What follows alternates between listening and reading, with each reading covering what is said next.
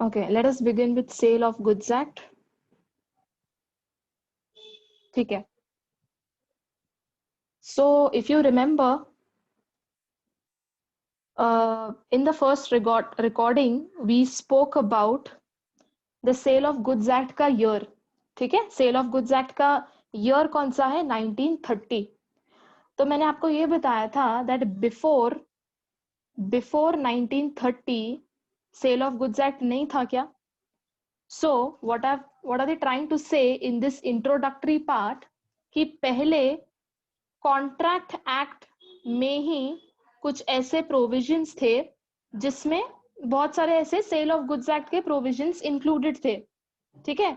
In the contract act itself. But eventually what was happening that people weren't able to classify or weren't able to understand very well. तो उन्होंने फिर law makers understood the difficulty and they came up with the separate act of Sale of Goods Act. ठीक है. अब introduction पढ़ो. Till 1930 transactions which were related to buying and selling were regulated by the Contract Act. ठीक है. And they were embodied in section 76 to section 123. मतलब क्या? Contract Act में 76 section से लेके 123 sections, these sections of Contract Act dealt with buying and selling of goods. ठीक है. The said provisions were however repealed. Repealed मतलब क्या? Taken back, cancel कर दिए. So ये जो provisions थे, ये जो section numbers थे, इनको कैंसिल करके एक और नया एक्ट आ गया. The Indian sell goods act 1930 was passed containing sections 76 to 124. मतलब ये जो sections यहाँ पर कैंसिल हुए थे, एग्जैक्टली वही sections एक दूसरा एक्ट लाया गया, सोगा. Okay. And similar sections were incorporated in the said act. ठीक है. ओके. तो ये सब तो यू कैन रीड. टाइटल क्या है, कमेंट्स कब से हुआ है, 1 जुलाई. Extend scope, it deals with sale not mortgage. Okay. So यहाँ पर this is important part to be noted. Scope.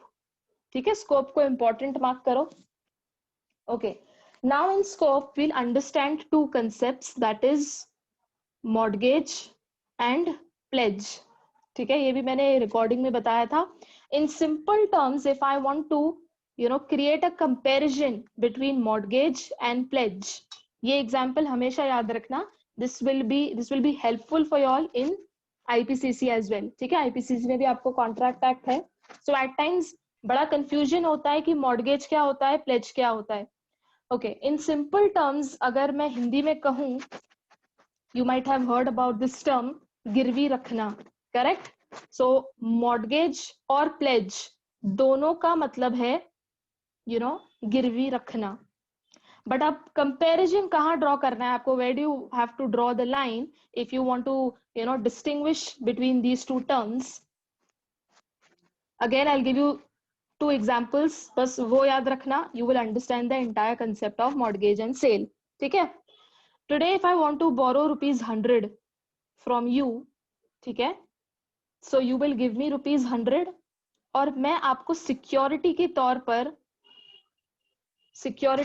पर I will say give you what, a silver chain. ठीक है. मैं आपको एक सिल्वर चेन दे देती हूं as in the form of security. ठीक है. मैंने आपसे कितने रुपए लिए थे?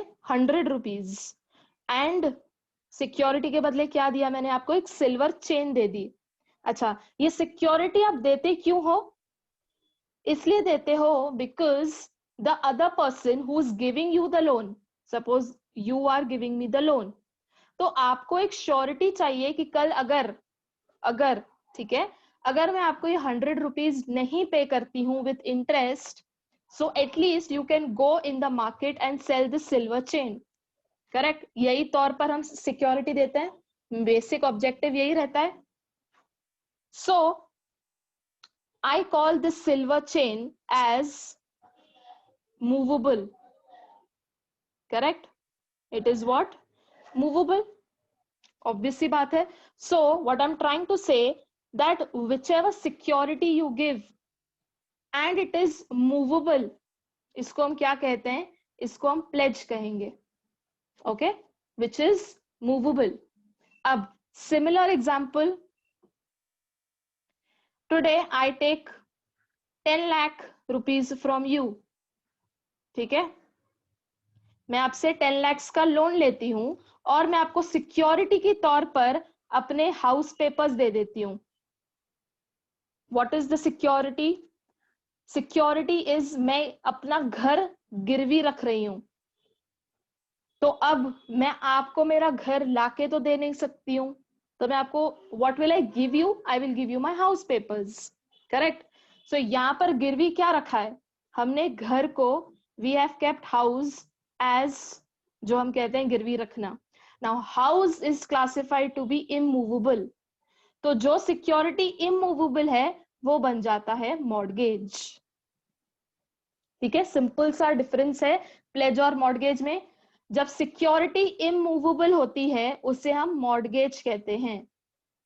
Okay, when security is immovable, please write this down. When security, यहां पर मैं क्लासिफाई कर लेती हूँ. When security is immovable it is mortgage. When it is movable it is pledge. छोटा सा डिफरेंस लिख लो ये. When security is in the form of when it is immovable in nature, it is called as mortgage. When it is movable in nature, it is called as pledge. ठीक है,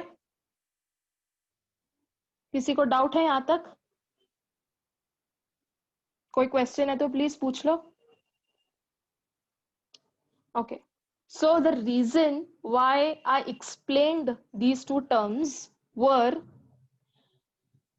ये इसलिए यहाँ पर उन्होंने मॉर्गेज और प्लेज का difference बताया है, ये बताने के लिए that these two terms, mortgage and pledge, these two terms are very very different from sale itself. Obvious सी बात है, राइट? मॉर्गेज और प्लेज दोनों में आप ट्रांसफर क्या कर रहे हो? आप सिर्फ अपना पोजेशन ट्रांसफर कर रहे हो.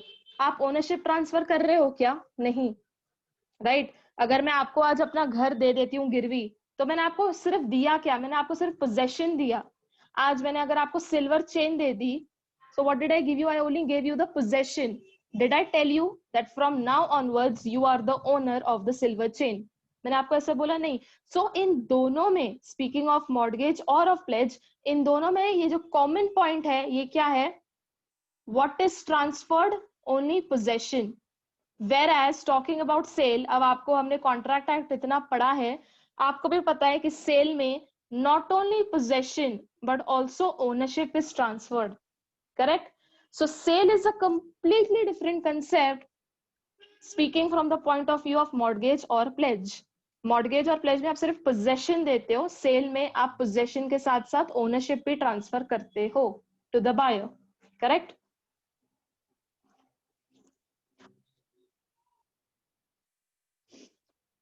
यहां तक समझा है? अब now let us read the scope for better understanding. देखो क्या लिखा है स्कोप में. Sale of goods act deals with sale, not with mortgage और नॉट विथ प्लेज. तो मैंने आपको डिफरेंस इसलिए बताया सो दैट यू अंडरस्टैंड कि सेल ऑफ गुड्स एक्ट में हमको बेसिकली पढ़ना क्या है. हमको सेल ऑफ गुड्स एक्ट में सेल्स पढ़ना है, ना कि मॉर्गेज और प्लेज. तो इसलिए उन्होंने स्कोप में क्या लिखा है कि मॉर्गेज और प्लेज स्कोप में नहीं आता है. मॉर्गेज और प्लेज स्कोप में नहीं आता है. तो स्कोप में आएगा क्या? स्कोप में सिर्फ सेल्स आएगा, क्योंकि चैप्टर का नाम ही क्या है? Sale of goods act. Correct? So it does not include mortgage and it does not include pledge. ठीक है? So this, there was a reason for me to explain you the in depth of these two terms. So please ये याद रखना, छोटा सा ही difference है. अगर pledge, कभी किसी ने पूछा कि प्लेज और मॉर्गेज में फर्क क्या है, तो फर्क सिर्फ इतना है कि नेचर ऑफ प्रॉपर्टी कैसा है. नेचर ऑफ प्रॉपर्टी अगर इमूवेबल है तो वो बन जाता है मॉर्गेज, अगर मूवेबल है तो बन जाता है प्लेज. ठीक है? दोनों में हम गिरवी ही रखते हैं. ठीक है? So this was all about the introductory part of this chapter. Now essentials of contract of sale, mark this to be an important question, ये डायरेक्ट क्वेश्चन के लिए आ सकता है. What are the essentials of contract of sale? बड़ा ही simple सा है. इसमें आपको सिर्फ ये पढ़ना है कि सेल कंप्लीट होने के लिए आपको कौन से इंग्रेडिएंट्स लगेंगे. Okay, to call it as a proper sale, what all things you require to call it as a sale. ठीक है, तो देखो क्या क्या लिखा है. मतलब एसेंशियल्स मतलब क्या, इसको इंग्रेडिएंट्स की तरह समझो. ठीक है, following essentials must coexist as to constitute a sale. ठीक है, फर्स्ट देखो, there must be at least two parties. कौन कौन? बायर एंड सेलर, ऑब्वियस सी बात है. ओके, नेक्स्ट, सब्जेक्ट मैटर होना चाहिए कि आप ट्रांसफर क्या कर रहे हो, व्हाट आर यू ट्रांसफरिंग. तो जो हम प्रोडक्ट की बात कर रहे हैं ना, सब्जेक्ट मैटर, वो this is what they are trying to say, कि कोई कमोडिटी होनी चाहिए. Seller is selling 100 bales of cotton, तो कॉटन क्या बन जाता है? Subject matter. मतलब आप जो ट्रांसफर कर रहे हो उसको हम सब्जेक्ट मैटर कहते हैं. ठीक है, you can call it as the product और कमोडिटी और whatever is being sold. Next, price होना चाहिए. अब हमने कॉन्ट्रैक्ट एक्ट में पढ़ा है that consideration is essential, correct. इसलिए यहां पर इन्होंने क्या लिखा है, there should be price in money. It can be paid और प्रोमिस्ड. मतलब क्या, या तो आप इमीडिएटली पे करो, जब आप कोई कमोडिटी खरीद रहे हो आप इमीडिएटली पे कर लो, और यू कैन प्रोमिस टू पे. प्रोमिस टू पे मतलब क्या, फ्यूचर कंसिडरेशन भी चलेगा क्या? यस, चलेगा. मतलब अगर मैं सेलर को आज बोलती हूँ that you transfer me the commodity, I will pay you after 2 days, तो चलेगा क्या? यस. ऐसा तो नहीं ना कि भाई if I give him price after 2 days, तो 2 दिन तक तो इसको हम सेल कह ही नहीं सकते. ऐसा है क्या? कुछ नहीं. Even after you pay after 2 days, still it will constitute to be called as sale. ठीक है, तो ये इंपॉर्टेंट है. नेक्स्ट देखो, transfer of property from seller to buyer must take place. मतलब क्या, अब मैंने आपको बताया सेल में सिर्फ पोजेशन ट्रांसफर होता है क्या? नहीं, सेल में क्या ट्रांसफर होता है? Possession plus ownership. Okay, so this you have to remember. तो यहाँ पर ये जो कह रहे हैं ना, transfer of property, transfer of property का मतलब क्या? ओनरशिप भी ट्रांसफर होता है, सिर्फ पोजेशन ट्रांसफर नहीं होता है. पोजेशन प्लस ओनरशिप ट्रांसफर होता है to call it as a sale. Next, it must be absolute और कंडीशनल. मतलब क्या, ये आपने पढ़ा है कॉन्ट्रैक्ट एक्ट में कि अगर आपको चाहिए, suppose this is the seller, this is the buyer. ठीक है, seller is selling his car for ₹1 lakh. ठीक है, और ये बायर को ऑफर देता है. ऑफर देते वक्त सेलर कहता है कि अगर तेरे तरफ से हाँ है तो मेरी एक कंडीशन है that I want ₹30,000 in advance. अगर तुझे ये मंजूर है तो ही हाँ कहना. मतलब क्या, सेलर ने अपने तरफ से कंडीशन रख दी that see, this is the offer, I have this car, okay, which I'm ready to sell at ₹1 lakh, but 30,000 I need in advance. तो ये क्या हो गया, ये कंडीशन हो गया. तो क्या रहे हैं यहाँ पर, सेल एब्सोल्यूट भी हो सकता है या कंडीशनल भी हो सकता है. एब्सोल्यूट मतलब क्या, वो सेल जिसमें कोई भी कंडीशंस नहीं है, neither from the seller side neither from the buyers side. ठीक है, किसी की तरफ से कोई कंडीशंस नहीं है. और कंडीशनल मतलब क्या, ये मैंने आपको एग्जांपल अब बता दिया. You can right this down, यहीं पर लिख सकते हो 30,000 इन एडवांस, तो यू विल इमीडिएटली क्लिक हो जाएगा आपको कि कौन सा एग्जाम्पल की बात हो रही है. और लास्ट देखो क्या लिखा है, ऑल अदर एसेंशियल एलिमेंट्स. तो अगर कुछ और रिक्वायरमेंट्स हैं अकॉर्डिंग टू द कॉन्ट्रैक्ट जो बना है, वो सब भी आपको चीजें फॉलो करनी है. ठीक है, all other essentials element of valid contract, ये हमने वैलिड कॉन्ट्रैक्ट में पढ़ा है. और क्या क्या चीजें होंगी, मतलब क्या, प्रॉपर ऑफर होना चाहिए प्लस एक्सेप्टेंस होना चाहिए, then which will lead to promise. Promise plus consideration is equal to agreement, ये आपने पढ़ा है. Agreement plus enforceability is equal to a valid contract. Correct, ये आपको याद होना चाहिए. ये मैंने आपको चार्ट पहले ही बताया था on the first day of contract act. Correct, ठीक है. यहां तक कोई डाउट है? स्पीकिंग ऑफ फर्स्ट पेज,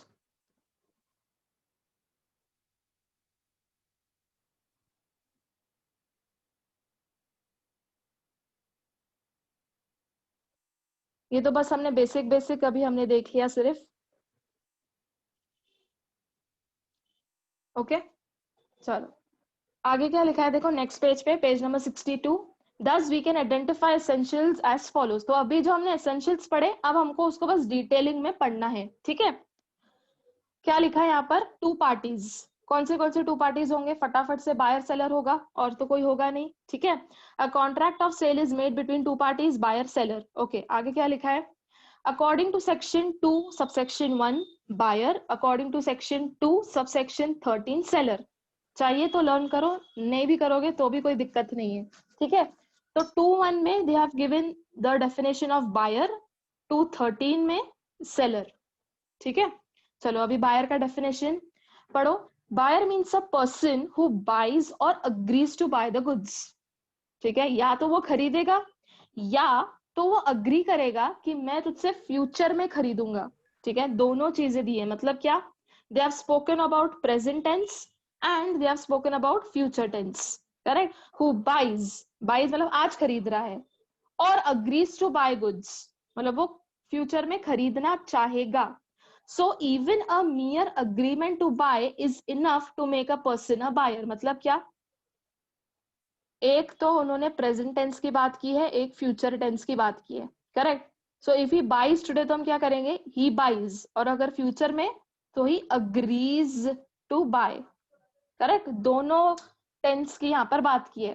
तो लास्ट लाइन में what are they trying to say, that supposedly he agrees to buy, ठीक है, वो फ्यूचर टेंस की बात कर रहा है। So even then he will be called as a buyer. अगर प्रेजेंट टेंस में खरीदता है मतलब आज खरीद रहा है तो वो बायर है ही, है ना, ये तो हमें पता है, this is common sense. But even if he is promising to buy in future, that is enough to call him as a buyer, ठीक है। ऐसा नहीं होगा कि if he is merely agreeing to buy तो उसको हम बायर नहीं कहेंगे, ऐसा नहीं है। even if he is agreeing to buy in future of course, still he would be called as a buyer। मतलब क्या, वो बायर के डेफिनेशन में उन्होंने इंक्लूड कर दिया है। And similarly goes with the seller. देखो सेलर का डेफिनेशन पढ़ो, it means a person who sells और अग्रीज टू सेल, तो दोनों में लिखा है ये, ठीक है। हु सेल्स और अग्रीज टू सेल, बायर में बाइज और अग्रीज टू बाय, ठीक है। और दोनों का जो अग्रीज वाला जो मीनिंग है दोनों के केस में सिमिलर है। Buyer and seller must be two distinct persons, मतलब क्या, ये दो अलग अलग इंसान होने चाहिए, they should be two different individuals. ऐसा नहीं होना चाहिए कि आप खुद को ही बेच रहे हो, so in that case you are only the seller, you are only the buyer. देखो लिखा है buyer and seller must be two distinct persons, seller himself can not be the buyer, ठीक है। तो एक एंटिटी नहीं हो सकता है दोनों, so there must be two different people. Last is important, इसको प्लीज मार्क करो, अंडरलाइन करो। Person means natural as well as artificial person. Artificial person क्या होता है ये आपको पता होना चाहिए, correct, you have done with companies act. So person not only means an individual और अ लिविंग पर्सन और a natural person, it also includes artificial और लीगल पर्सन। मतलब क्या, इन सब में आर्टिफिशियल पर्सन कौन होता है, नकली इंसान, बैड जोक राइट, ठीक है। It includes company as well as LLP, ठीक है। चाहे तो लिख लो यहाँ पर एग्जाम्पल के फॉर्म में, कंपनी और LLP।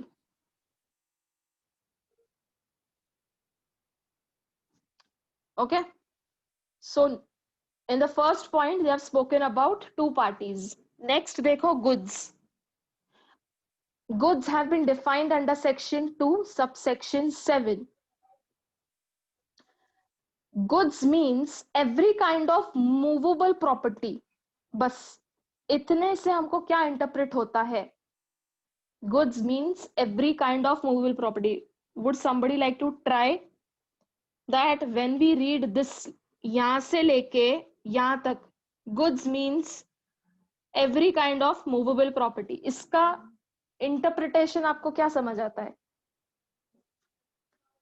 ये तो सबको समझ गया कि गुड्स में जो भी आएगा that would be called as, that would be rather movable property. तो इसका दूसरा मतलब क्या है, इसका दूसरा मतलब यही होगा कि मतलब उन्होंने ये मूवेबल प्रॉपर्टी स्पेसिफाई करके, ये हमें वो चाहते हैं कि हम समझें that immovable property has been excluded. Correct, लिखा क्या है? Good means every kind of movable property, मतलब क्या इमूवेबल प्रॉपर्टी तो हटा ही दिया है इन्होंने, ठीक है। आगे देखो क्या लिखा है, other than actionable claims and money. Okay, other than actionable claims and money मतलब क्या, एक्शनेबल क्लेम्स एंड मनी ये दोनों भी मूवेबल ही कहलाएंगे। Correct, you can move money, you can move actionable claims, but still these two have been excluded from the definition of goods, क्योंकि लिखा क्या है, it means every kind of movable property other than, तो other than के बाद जितने भी items आते हैं that have been excluded from the definition of goods. Correct, ये समझ आता है। तो अब just by reading one line what do we understand in total, कि goods is equal to movable property. Correct, तो इससे हमको दो चीजें समझ आती हैं। पहली चीज, इमूवेबल प्रॉपर्टी तो कैंसिल ही है पूरा, और सेकंड क्या कैंसिल आउट है, actionable claims and money. Correct, ये दोनों भी चीजें क्या है, कैंसिल्ड है। मतलब एक्शनेबल क्लेम्स एंड मनी तो डेफिनेशन में ही नहीं आते। Okay, so goods mean only movable goods, which means that immovable property has been excluded. Okay, और जो एक्शनेबल क्लेम्स और मनी है, although they are part of movable property, yet they have been excluded from the definition।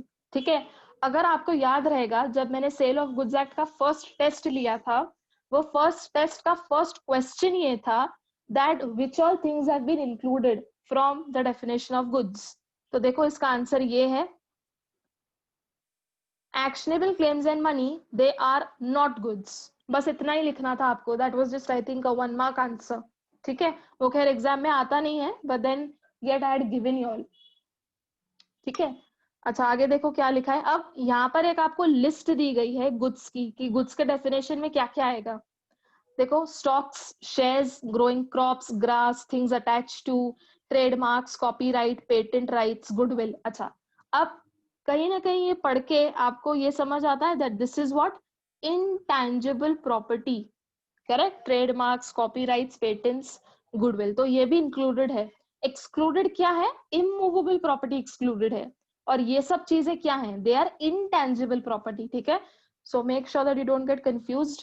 आगे, metal, stone, interest of partner, fixtures, buildings when sold as material. अच्छा, अब इसका एक मुझे डाउट आया था that how is this possible, fixtures and buildings तो immovable property हो गई। करेक्ट, और हमने ऊपर पढ़ा था कि गुड का मतलब क्या होता है, ओनली मूवेबल प्रॉपर्टी।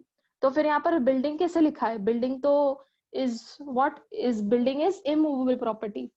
सो देखो आगे पूरा सेंटेंस देख लो क्या लिखा है, when it is sold as material, okay, to be severed before sale। मतलब क्या, supposedly I'll give you an example, there is this building over here। correct, the word severed is important, ये building है। अब इन्होंने इसको ये कर लिया है, डिमोलिश कर लिया है, डिस्ट्रक्ट कर लिया है, ठीक है, पूरी बिल्डिंग को। तो अब जब बिल्डिंग पूरी डिस्ट्रॉय हो चुकी है, तो बहुत सारे ऐसे मटेरियल्स मिलते हैं, जिससे if I give an example of granite. Correct, granite हो गया, आयरन बार्स हो गए, है ना, जो उन्होंने इस्तेमाल किए होंगे, और भी कुछ बहुत सारी मेटल वाली चीजें, है ना। तो ये सब को अगर वो इंडिविजुअली बेचते हैं, those things have been included. तो पूरा बिल्डिंग नहीं बेच रहे हैं, बिल्डिंग के जो अंदर के कुछ मटेरियल होंगे जो काम के हैं, even after destruction of the entire building, okay, those things have been included in goods. Okay, और बस लास्ट में ही आ जाता है things which are not included, actionable claims and money. Okay, next अब इन्होंने क्लासिफिकेशन दिया है गुड्स का। So let us move on directly to the classification.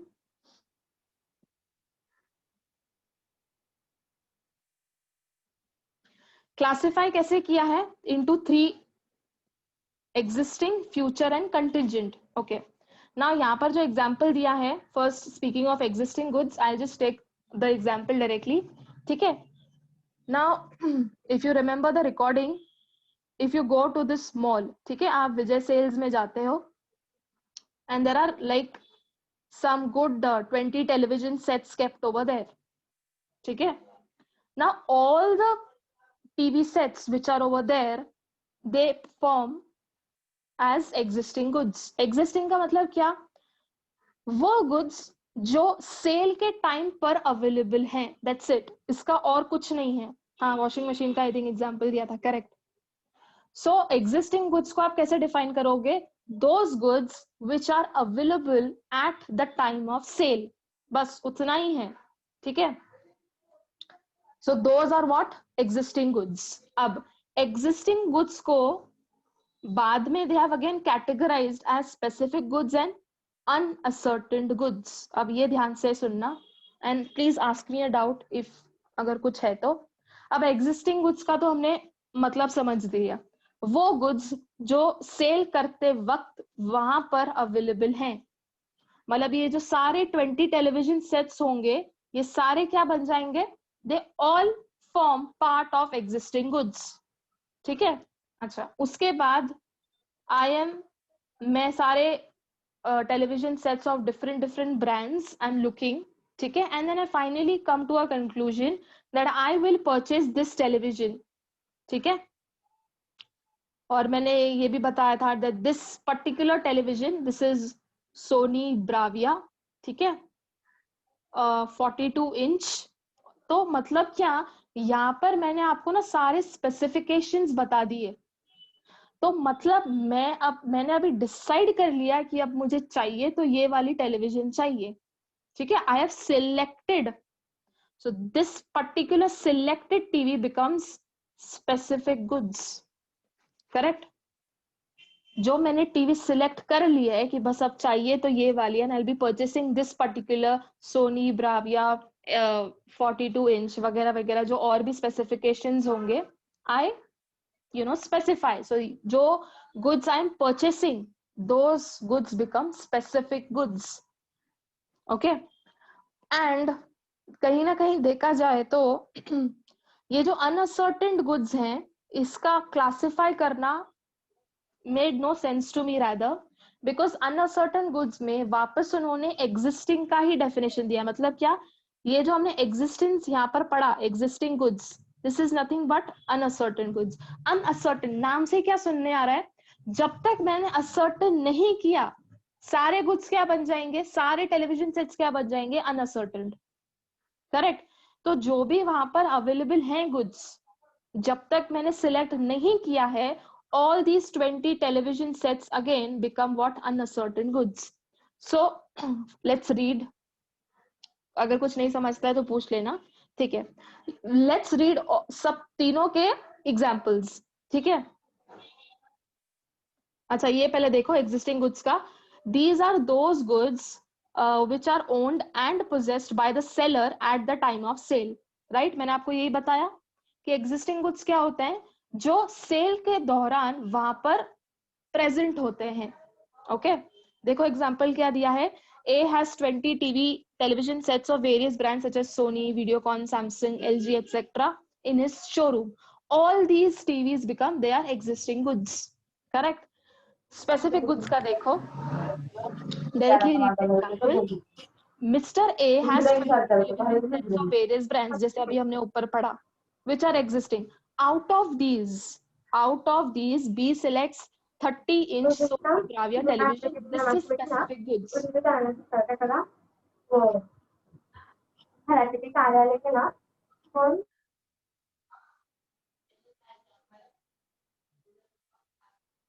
Okay. So जब मैंने टीवी सिलेक्ट कर ली, that becomes specific goods. और uncertain का वापस पढ़ लो. Just come to the example. Mr. A has 20 television sets of various brands. Again वो repeated किया है, which are existing till. यहाँ पर सबसे important word को mark करो. सबसे important word क्या है यहाँ पर? till. Till Mr. B selects and decides on buying, they all are uncertain.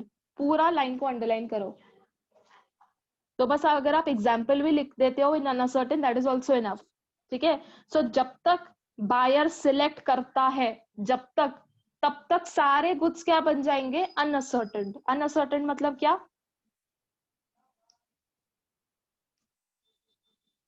unascertain are those goods which have not been selected yet.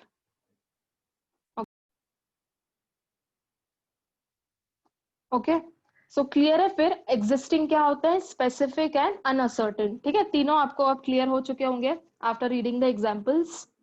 Next देखो फ्यूचर गुड्स। अच्छा, अब एग्जाम में बहुत बार ऐसा हुआ है that they have asked you what are future goods and what are contingent goods. ठीक है, तो ये प्लीज अच्छे से देना, अच्छे से पढ़ना। Okay, future goods, again, I had give you the example that suppose there is a farmer, okay, and he's into production of sugarcane. ठीक है, तो मैं उसको जाके बोलती हूँ that after 2 years I will come and I'll purchase those sugar canes from you. ठीक है, हाँ, just this there was this question, इसका मैं आपको answer I'll give it to you. ठीक है, I am aware of this question. मैं आपको ग्रुप पर I'll send you the answer of it. Okay.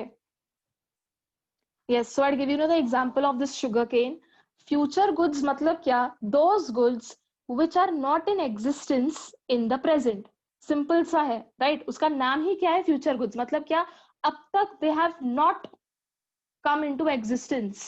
मतलब वो अब तक existence में आना बाकी है, इसलिए उसका नाम क्या है? Future goods.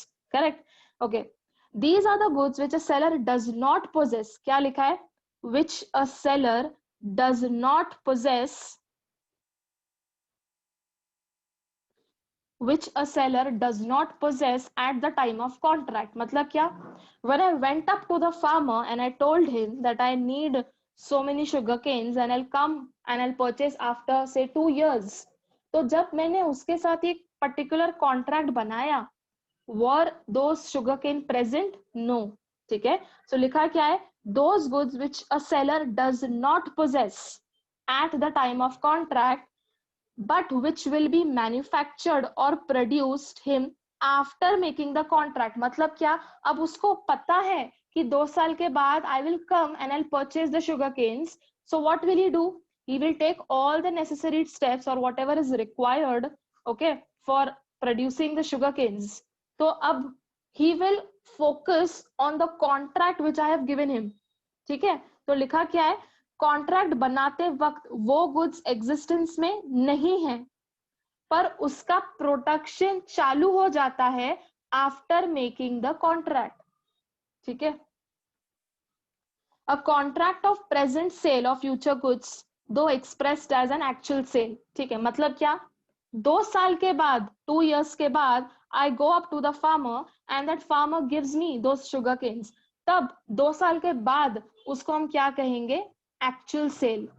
मतलब after completion of the entire duration, when I'll actually go and purchase those sugar canes, at that particular time it would be called as actual sale. तो तब तक वो क्या कहलाएगा, तब तक it will be called as agreement to sell.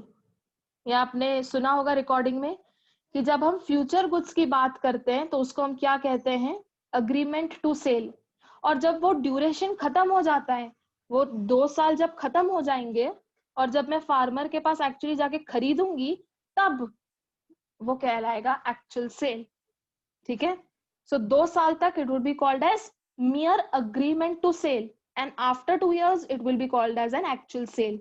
ठीक है, देखो क्या लिखा है, it will operate as agreement to sell. मैंने आपको यही बताया. This is because ownership can not be transferred before that thing comes into existence. मतलब क्या, शुगर केन आज है क्या एग्जिस्टेंस में, नहीं, तो उसको हम सेल बोलेंगे क्या, नहीं. What will be called as, it will be called as agreement to sell. तो 2 साल तक उसको हम अग्रीमेंट टू सेल ही मानेंगे. जब शुगर केन एग्जिस्टेंस में आ जाएंगे और जब मैं खरीदने जाऊंगी, तब उसको हम एक्चुअल सेल कहेंगे. ठीक है, और जब एक्चुअल सेल होगा तो ट्रांसफर क्या होगा, ownership. So again I will just write it down. So ऐसा मान लो 0 फर्स्ट ईयर सेकेंड ईयर, ये 2 साल तक क्या कहलाएगा, अग्रीमेंट टू सेल. ये हो गया एक पार्ट. अगर ड्यूरेशन की बात करें तो आफ्टर 2 years, आफ्टर 2 years क्या कहलाएगा वो? सेल। और जब सेल होता है, sale leads to transfer of ownership. लिख लो ये चाहिए तो। सेल से होगा क्या? ओनरशिप ट्रांसफर होगा। So till 2 years it will be called as agreement to sell. ये जो मेरे यहाँ पर लिखा है, till 2 years it will be called as agreement to sale, and after completion of 2 years it will be called as actual sale. And once sale takes place, so even you are aware that जब sale होता है तो transfer क्या होगा? Ownership. Okay, आगे देखो example दिया है। Mister A agrees to sell mister B all the flowers to be grown. To be grown ये कौन से टेंस में दिया है? फ्यूचर टेंस में, मतलब ग्रो हो चुके हैं क्या? नहीं, which are to be grown at his rose farm in Pune during the year 2008 for a sum of rupees 2 lakhs. This is agreement to sell in future and not sale itself. मतलब देखो, अब तक तो वो roses existence में आए भी नहीं है, ठीक है? तो this would be called as agreement to sell. तो जब 2008 के पहले इसको हम क्या कहेंगे? Agreement to cell. 2008 के बाद वो क्या कहलाएगा? Actual sale. करेक्ट। फिर आप रोजेस बेचोगे फॉर रुपीज 2 lakhs। सो ये बस आफ्टर और बिफोर याद रखना। Before 2008, before 2008 it will be called as agreement to sell. After 2008 actual sale will take place. किसी को डाउट है यहां तक तो पूछो। Okay, I hope the example is clear. Okay, next अब देखो, let us come to the third classification which is contingent goods. Okay, first what you need to understand of about contingent goods is that there are 3 parties in this. Okay, there are 3 parties in contingent goods. Okay, now how does contingent goods ka contract happens? There is basically a contract between B and C, okay, wherein B is the seller, यहाँ पर मैं लिख लेती हूँ, B is the seller and C is the buyer, correct? ठीक है।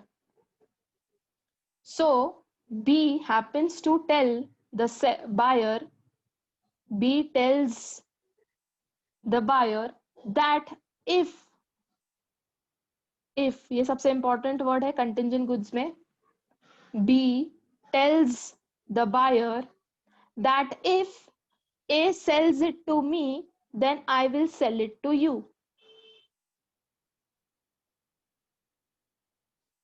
B क्या बोल रहा है C को? that if A sells it to me then I will sell it to you. Simple है। So basically transaction, first transaction क्या है? First transaction is between B and C, ठीक है? और prior to this transaction there is one more transaction which will take place between A and B, correct? So supposedly हम एक example ऐसे मान लेते हैं। अच्छा, पहले हम पॉजिटिव साइड की बात करते हैं। पॉजिटिव साइड ये है कि A ने B को गुड्स बेच दिए और B ने फिर C को गुड्स बेच दिए, ऐसा ही ट्रांजैक्शन है, ठीक है? क्वेश्चन ये है कि what if A does not give it to B?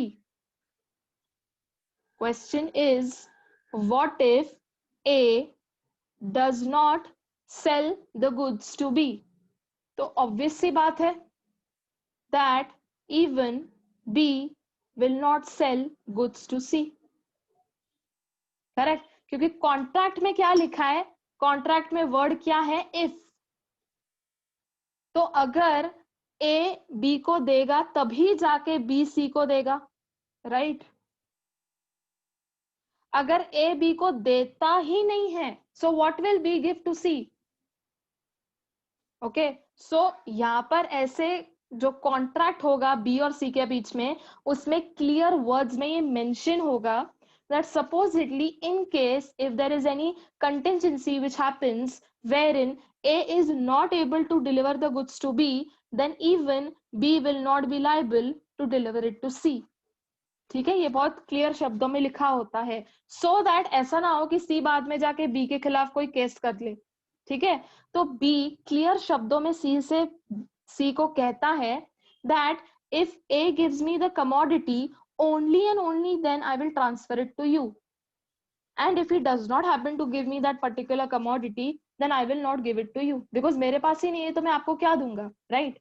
So these goods, these type of goods, where there is a particular contingency of happening or non-happening, they are called as contingent goods. ठीक है, देखो पढ़ लेते हैं. Though a type of future goods, these are the goods the acquisition of which by the seller depends upon a contingency. मतलब क्या? पता नहीं है कि goods मिलेंगे या नहीं मिलेंगे. ठीक है, there is a certain kind of happening, हो भी सकता है नहीं भी हो सकता है. ठीक है, पहले example पढ़ो, then you will understand it in a better way. देखो, A agrees to sell to B all the mangoes which are to be grown at Mr. C's grove. ठीक है, तो I'll just write down the example. देखो, first transaction क्या है? A agrees to sell all the mangoes to B. ठीक है, तो यहाँ पर A कौन बन जाएगा? A becomes the seller, B becomes the buyer. Correct? अच्छा, ये mangoes किसके हैं?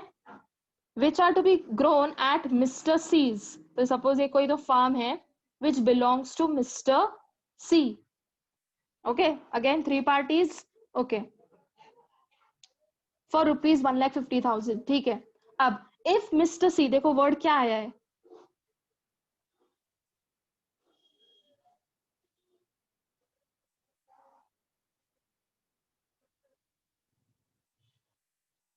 Yeah, just I'll answer that question. Okay, word क्या है? If Mr. C sells the same to A. Okay, तो यहाँ पर contingency क्या है कि अगर C A को देगा तब भी ही A will give the mangoes to B. तब भी ही मतलब क्या? इससे और इंटरप्रिटेशन क्या होता है? That supposedly if Mr. C is not able to deliver the goods to A, then even A will not deliver it to B. ठीक है, तो आपको दोनों चीजें समझनी है. अगर C A को मैंगोज देता है, then A will have to give it to B. But अगर C A को मैंगोज नहीं देता है, then A is not liable towards B. Correct? अच्छा. Now speaking of the doubt which you have asked, let me first read it out. Okay, real life में ऐसा practice होता है because if C knows that B will buy it from A, so he will directly approach A. Okay, tell me one thing. ये आपने पता नहीं 12th वगैरह में पढ़ा होगा. The chain of business. Chain of business क्या होता है? मैन्युफैक्चरर किसको देता है? होलसेलर को. होलसेलर किसको देगा? रिटेलर को. रिटेलर किसको बेचेगा? एंड में कंज्यूमर को. सही बात है ये? ठीक है, सो हम सबको पता है as consumers we know supposedly कि कोई तो वेफर है, ठीक है, और उसका लोकेशन इज इन नासिक. तो आपको तो पता है कि मैन्युफैक्चरर कहाँ पे बैठा है? नासिक में बैठा है. तो आप जाओगे क्या Nashik? Do you go? It's easy ना. देखो, मैन्युफैक्चरर को 100 रुपीज का वो एक पैकेट लगता है, फिर वो 120 में इसको लगेगा, and so on and so fourth 140, and supposedly customer को पहुंचते पहुंचते 150 लग जाता है. So it's better ना to go and directly purchase it from the manufacturer itself, right? Cost भी कम पड़ेगा. Only 100, you're saving 50 per packet. Do we do that? I'm not saying that you can't do it. मेरा question ये है, do we do that? Right? So I hope your doubt is clear that consumer को पता है ना कि कहाँ से आ रहे हैं goods, कहाँ से flow हो रहे हैं, तो वो जाएगा क्या? The answer is no. Why? Obviously reasons है. We would prefer कहीं पर लोकल मिल जाए, फिर थोड़ा दाम ऊपर नीचे होगा तो we will purchase it. Correct? So real life में प्रैक्टिस होता है क्या ये contingent goods? Answer is yes. And how does it practice? ये मैंने आपको एग्जांपल अब बता दिया. ठीक है, ओके ओके. अब यहाँ पर लास्ट पैरा में आपको एक डिफरेंस दिया है between contingent goods and future goods. Again this can also come question, ऐसा आ सकता है define future goods and contingent goods and the difference between the two. ठीक है, अच्छा अगर डिफरेंस नहीं भी पूछते हैं और क्वेश्चन सिर्फ इतना है that what are contingent goods and what are future goods, still you have to write down this last para. Okay, अच्छा now let me explain you कि last paragraph में दिया क्या है before actually reading it. Okay, rather I'll ask you the question, you can answer the ones who remember the concept. Okay, now I'm speaking of future goods. ठीक है, future goods में ये buyer है, ये सेलर है. मैंने आपको future goods में कौन सा एग्जांपल दिया था? फार्मर का. So suppose buyer, I am the buyer, okay, you are the buyer, and seller कौन है? Farmer. Correct, he will sell me the sugar canes after 2 years. Okay, ये कॉन्ट्रैक्ट आज बन गया है. Now in 2022 I will go and I will purchase the sugar canes. मेरा question ये है आपसे that supposedly if this farmer fails to deliver the sugarcane to me, fails to supply the sugarcanes to me, is the farmer liable? Yes or no? बताओ, yes or no? Is he liable? Is he not liable? Suppose अगर वो मुझे sugarcanes नहीं देता है after 2 years which he had promised to do and he had made a contract with me, the answer is yes, he would be considered to be liable. Answer is yes. Okay, वो obligated है मेरे लिए. He is obligated towards me. He is accountable to me. ठीक है, ये एक difference है.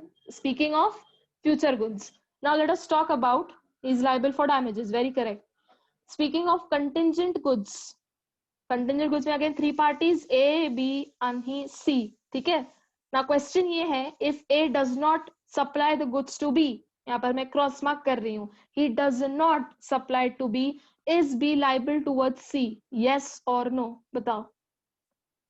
मैंने आपको ऑलरेडी फैक्ट बता दिया है. Fact is that A is not selling it to B. A is not. तो फिर is B liable towards C? The answer is no. ठीक है, यही एक डिफरेंस है which you have to write in the last paragraph. Please read it.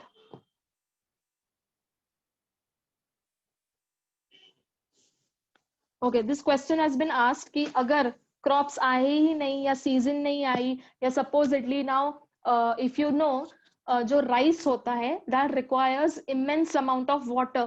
तो rice जो है farmers prefer to usually cultivate rice in rainy seasons. Correct, तो supposedly ऐसे मान के चलते हैं कि वो साल में रेनी सीजन बहुत कम आया, मतलब whatever it is, okay, it happens many of the times. तो ये होता कैसा है फ्यूचर कॉन्ट्रैक्ट? तो फ्यूचर कॉन्ट्रैक्ट मैं अभी आपको बता देती हूँ if you have this doubt particular. तो ये फ्यूचर कॉन्ट्रैक्ट में ना कुछ टर्म्स लिखे होते हैं. Terms are agreed both by the buyer and seller. तो ये इसमें कॉन्ट्रैक्ट में लिखा होगा कि भाई अगर रेन्स नहीं आते हैं, ठीक है, if rains do not happen, तो एज अ फार्मर मेरी कोई गलती नहीं है. तो उस केस में फिर you can not held the farmer liable. ठीक है, तो ऐसे कुछ टर्म्स होंगे, ऐसे कुछ they are listed in stipulation format. ठीक है, और उसमें ऐसा लिखा होगा स्पेसिफिकली कि अगर ऐसे ऐसे कंटिजेंसीज अराइज होते हैं उस केस में फार्मर इज नॉट लाइबल. ठीक है, तो of course this is a valid doubt.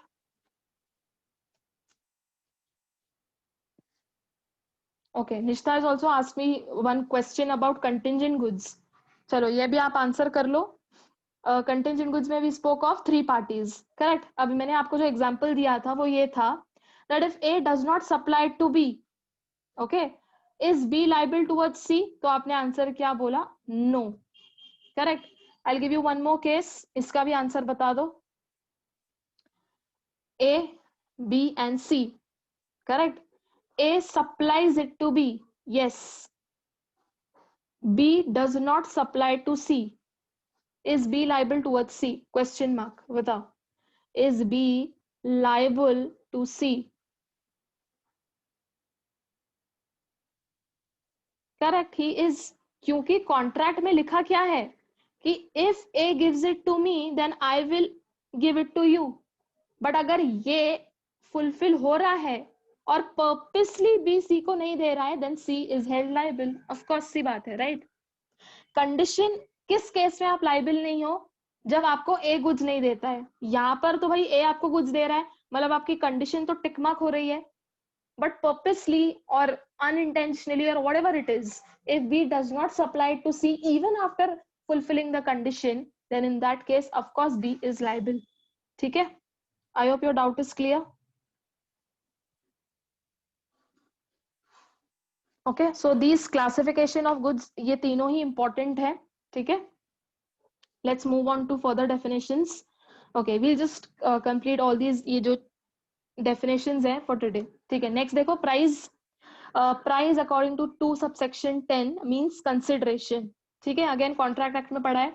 For example water आएगा क्या, आंसर इज नो, ठीक है। बाटर में आप ट्रांसफर क्या कर रहे हो, सेलर भी बायर को गुड्स देता है, बायर भी सेलर को गुड्स देता है, करेक्ट। यहाँ पर गुड्स गुड्स ही खेल रहे हैं, तो there is no price over here. Okay, so barter has been excluded. Okay, what if goods are destroyed in some accidents? Again, ये वाला आपका डाउट इससे मैच हो रहा है कि अगर बारिश नहीं आई तो उस केस में फार्मर लाइबल है क्या। उसमें हमने क्या बोला, अगर बारिश नहीं आती है तो फार्मर लाइबल नहीं होता है, राइट। तो ऐसे बहुत सारे आप स्टिपुलेशंस लिख लेते हो। Similarly goes for contingent contracts, कि भाई सपोज जैसे मैंने आपको ये बताया कि A gives it to B, पर बी तक पहुंचते पहुंचते वो सारे गुड्स डैमेज हो गए, तो कहीं ना कहीं सी चाहेगा क्या कि बी उसको गुड्स दे, नहीं चाहेगा ना, क्योंकि क्या काम है वो गुड्स लेके, सी करेगा क्या, ठीक है।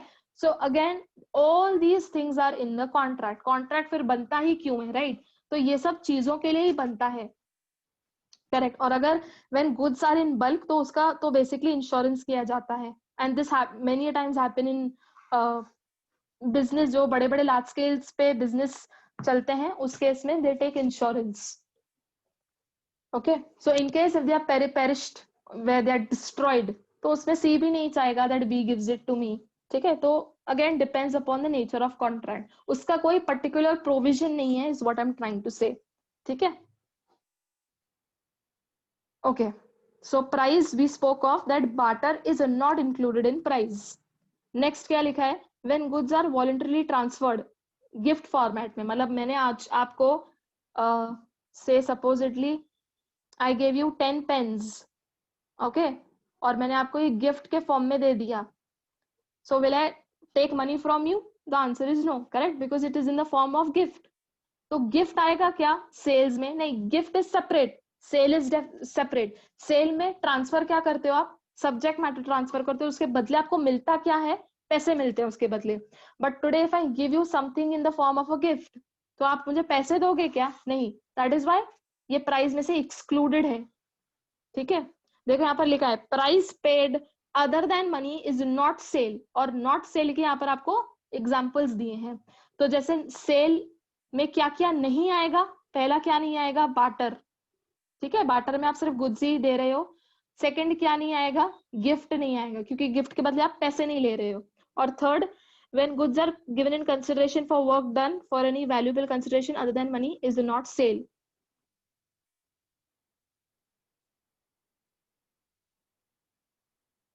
for work done, again this is again some kind of a barter transaction। मतलब क्या, I complete your work if you do some other work for me, ठीक है। वर्क कुछ भी हो सकता है। सो यहाँ पर अगेन पैसों का कुछ लेन देन है क्या, इट इज नॉट सेल, लिखा है यहाँ पर it is not sale when goods are given in consideration for work done और any valuable consideration other than money, it is not sale, ठीक है। मेनी टाइम्स इट हैपेंस, रोज का है, you know you give certain जो भी आप घर पे खाना वगैरह बनाते हो, you give it to your maid, ठीक है। तो उसके मतलब पैसे थोड़ी लोगे उससे, right. So it is not a part of sale. Again it's I am just giving a very basic example. Last देखो क्या लिखा है, however if price is paid partly in cash and partly in goods it does amount to sale। ये important line है, इसको mark करो। मतलब क्या, today if I sell you this pen which is rupees 10, और आप मुझे क्या देते हो, आप मुझे 5 रुपए दे देते हो, ठीक है, और आप मुझे 5 रुपए का चॉकलेट दे देते हो, right? So is this sale? The answer is yes, क्योंकि you have partly paid in cash and you have partly paid in kind. So is this sale? The answer is yes. ठीक है, so partly cash partly kind is sale. पूरा cash तो of course sale. पूरा kind चलेगा क्या? नहीं, पूरा kind नहीं चलेगा, वो फिर गिफ्ट के फॉर्म में आ जाता है या बार्टर के फॉर्म में आ जाता है. ठीक है, so remember this, partly cash partly kind is sale. ठीक है, next transfer of property. Now again short में if I explain it to you, transfer of property में आपको दो चीजें, there are two types of properties rather. एक होती है जनरल प्रॉपर्टी, एक होती है स्पेशल प्रॉपर्टी. ठीक है, स्पीकिंग और कंसिडरिंग द एग्जाम्पल ऑफ, यहां पर मैं लिख देती हूँ example.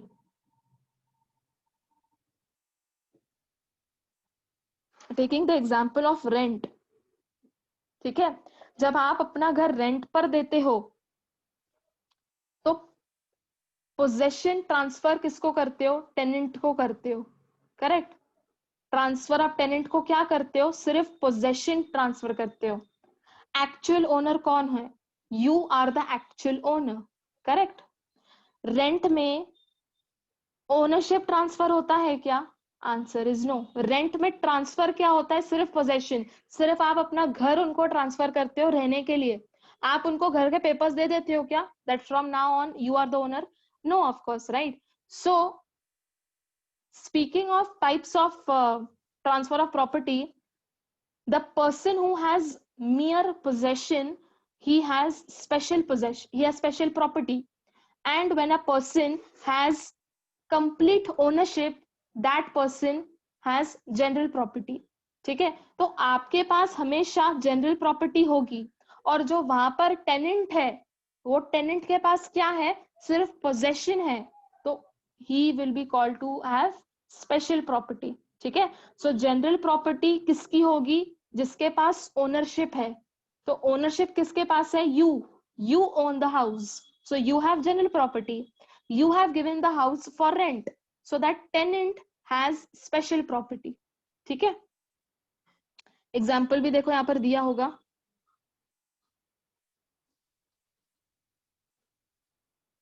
See, it's given. Mr. A owns certain goods. ठीक है, A owns, वर्ड क्या लिखा है? owns. तो A के पास क्या होगा?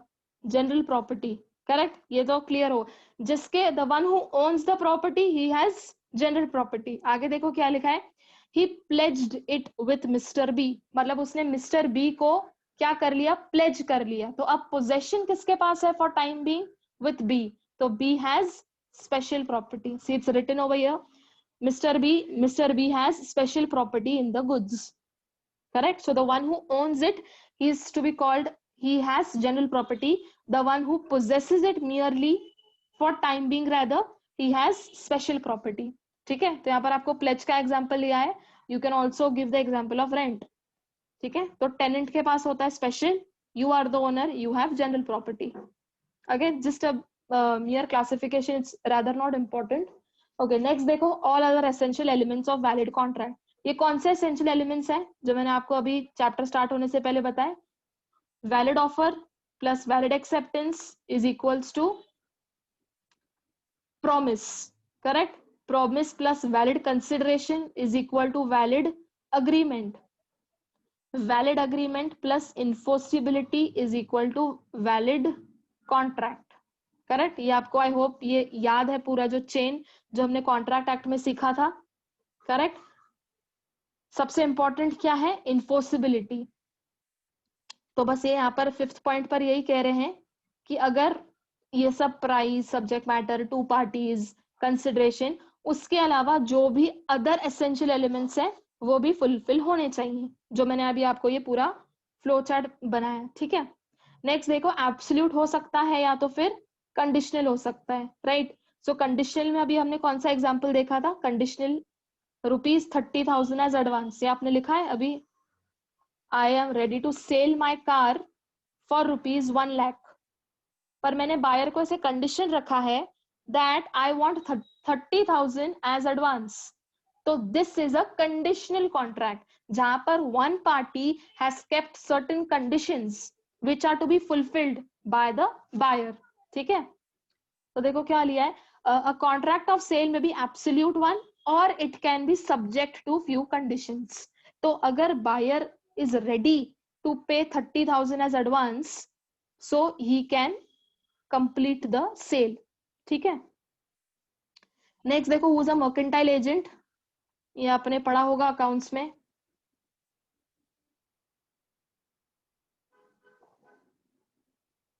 No he does not need to reveal, क्या फायदा ना, मतलब what is the purpose of revealing, right Ibrahim? Reveal करके करना क्या है? Rather he would prefer not to reveal it, correct? क्योंकि अगर रिवील कर लेगा सो हो सकता है वो डायरेक्टली उससे परचेस करे, करेक्ट? ओके, या we were talking about mercantile agent. Agent का क्या क्या काम होता है, या अपने पार्टनरशिप में भी पढ़ा होगा। ठीक है, he buys the goods, sells the goods on behalf of the firm। यहाँ पर आपको एग्जांपल्स दिए हैं ऑक्शनर और broker. So suppose if I take the example of a broker, मेरा एक घर है जो खाली पड़ा है, ठीक है, तो मैं एक रियल एस्टेट एजेंट को बता देती हूँ, so he finds a buyer for me. फिर buyer he meets the agent, फिर एजेंट उसको घर दिखाता है, बहुत सारे फीचर्स बताता है क्या क्या है लोकेलिटी में, it is good, it is bad, water supply कैसा है, इलेक्ट्रिसिटी वगैरह वगैरह। तो he works on my behalf. ठीक है, तो बस वो सारे उनके फीचर्स होते हैं एजेंट के। Again not a very important point. ठीक है, नेक्स्ट देखो insolvent, who is an insolvent? Who has more liabilities than his assets, correct? तो उसके पास इतना भी असेट नहीं है कि वो अपनी लाइबिलिटीज को पे ऑफ कर ले, तो उसके पास लाइबिलिटीज बहुत है और असेट्स बहुत कम है। He is a person to be called as an insolvent. ठीक है, देखो पढ़ो क्या लिखा है, a person who's said to be insolvent is who ceased to pay his debts or who cannot pay his debts whether he has committed an act of insolvency or not। मतलब क्या, देखो there are two types of people, two types of insolvents rather, दोनों में कुछ ज्यादा फर्क नहीं है। one is a person who has become insolvent and he has declared himself as an insolvent, और दूसरा टाइप क्या है, who is insolvent but he has not declared himself to be an insolvent। तो दोनों में कुछ ज्यादा फर्क नहीं है, दोनों को हम insolvent ही कहते हैं। ठीक है, तो यहाँ पर देखो लिखा है whether he has committed an act of insolvency or not, मतलब क्या, उसने डिक्लेयर किया है या नहीं किया है फर्क नहीं पड़ता है, he will still be called as an insolvent। ठीक है, तो इंसॉल्वेंट मतलब क्या, जिसके लाइबिलिटीज बहुत हैं in comparison to the assets he possesses. ठीक है, लास्ट देखो document of title of goods, मतलब क्या, अगर आज I just give you a very basic example, suppose आज मेरे पास गुड्स हैं, ठीक है, जो वेयर हाउस में पड़े हैं, मतलब मेरे शॉप में इतनी जगह नहीं है कि मैं सारे गुड्स शॉप में रखूं, सो what I do, 50 to 60% of the goods are kept in warehouse। ठीक है, तो वेयरहाउस का जो ओनर होगा या जो वेयरहाउस कीपर होगा वो मुझे एक ऐसा रिसीट दे देता है, और वो रिसीट से ये प्रूव होता है कि वो जो वेयरहाउस में जो गुड्स हैं वो मेरे हैं। ठीक है, so I have this particular receipt which works as document of title, और ये रिसीट में क्या लिखा होगा, that so goods kept over here, ठीक है, belong to mister X. Okay, और यहाँ पर डेट लिखा होगा कि मैंने कब से यहाँ पर रखे हैं वेयर हाउस में, और डेट ऑफ रिमूवल लिखा होगा, that when do I intend to remove the goods. ठीक है, तो एक पर्टिकुलर एक रिसीट होता है। जैसे अगर आपका ये ऑनलाइन क्लासेस वगैरह नहीं होते हैं, would have been a proper class, अभी भी आपको रिसीट मिली होगी क्लास से, right? It would have been in electronic form, so that receipt proves that you have paid so money, you have joined from this date for this particular November 2020 attempt। ठीक है, so this document of title, यहाँ पर आपको कुछ examples दिए हैं, even if you skip this part it's okay, ये नहीं आएगा, just general information है। So these are different types of documents which prove that the goods belong to you. ठीक है? Okay. Let us complete till here.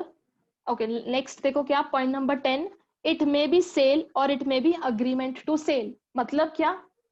अगर हमने classification of goods पढ़ा है, करेक्ट? हमने 3 टाइप्स ऑफ गुड्स देखे हैं. First is existing goods, next is future, next is contingent goods, correct? तो अगर एग्जिस्टिंग गुड्स की बात करें तो ये क्या होगा? सेल होगा. क्यों? क्योंकि वो मौजूद है वहां पर, they are present. And if we talk about these 2 types of goods, future और contingent, they will be called as agreement to sale. क्यों? Because they are not present at the time of making the contract. ठीक है? So they are yet to come into existence. इसलिए हम इसे क्या कहते हैं? Agreement to sale. और existing goods को हम क्या कहेंगे? Actual sale. Why? Because they are present at the time of making the contract. यही बस दोनों में फर्क है. ठीक है? तो देखो सेल का मतलब इन्होंने बताया. What does sale means? Sale means where ownership is transferred from the seller to the buyer. ठीक है? आज आप जाके कुछ लेके आते हो, you pay for it, you get it. ठीक है? तो ownership immediately transfer होती है over the counter. So it is transferred from the seller to the buyer. This is what actual sale. Next क्या दिया है? Agreement to sale. इसमें देखो क्या है? Where transfer of ownerships is to take place at a future date. Okay? Subject to fulfillment of certain conditions. ये कौन से conditions हैं? अगर शुगर केन मैन्युफैक्चर होता है तो, ठीक है, अगर ए बी को गुड्स देता है तभी बी जाके सी को देगा, तो ये कंडीशन है, राइट? अगर ए ने बी को गुड्स दिए ही नहीं तो बी सी को गुड्स देगा क्या? Again no. ठीक है? तो दीज आर, दोनों में कोई रिस्पेक्टिव कंडीशंस हैं which are to be fulfilled, तब जाके वो एक्चुअल सेल बनेगा. तब तक क्या कहलाएगा? Agreement to sell. ठीक है? अगेन ये आपको बस रिपीटिव दिया है. सेल क्या होगा? एग्जिस्टिंग गुड्स का होगा. अग्रीमेंट टू सेल क्या होगा? फ्यूचर और कंटिंजेंट गुड्स का होगा. ठीक है? और अग्रीमेंट टू सेल, सेल कब बनेगा ये भी आपको दिया है. Read this. An agreement to sell becomes sale when time elapses. ये मैंने आपको एग्जांपल दिया था कि 2 साल तक, till sugar cane come into existence, till 2 years. I use the word till. Till 2 years it will be called as agreement to sale. After 2 years मतलब क्या? 2 साल खत्म होने के बाद it will be called as sale. तो बस वही लिखा है.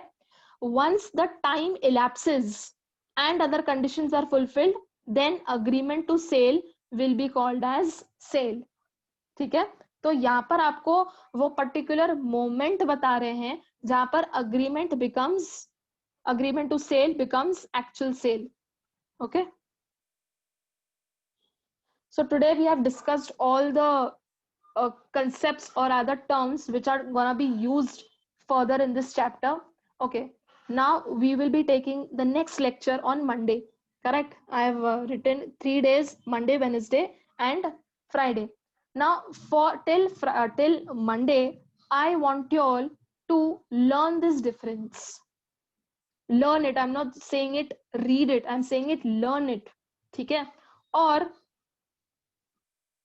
you will ask me the doubts on Monday. ठीक है? I want you all to learn it because it is a important difference. ये particular unit में और भी 2 differences हैं. ठीक है? That we'll see it. But now that today we have discussed what is sale and what is agreement to sale in detail, you can easily learn the difference. ठीक है? Basically आपको ये सारे जो points हैं यहाँ पर वो अच्छे से समझने हैं. और learn basically क्या करना है? ये जो पॉइंट है ना, पॉइंट ऑफ डिस्टिंक्शन, ये लर्न करना है. ठीक है? And respectively then you can write in both the columns. And अगर आपको लगता है कि पढ़ के लर्न फिर भी नहीं हो रहा है, then I would recommend you that write it down and all the points. I think there are in total 8 points. Yes, ठीक है? So write it down once. और अगर लिखने की if you feel that there is no need, you can simply learn it, तो please learn कर लेना. ठीक है?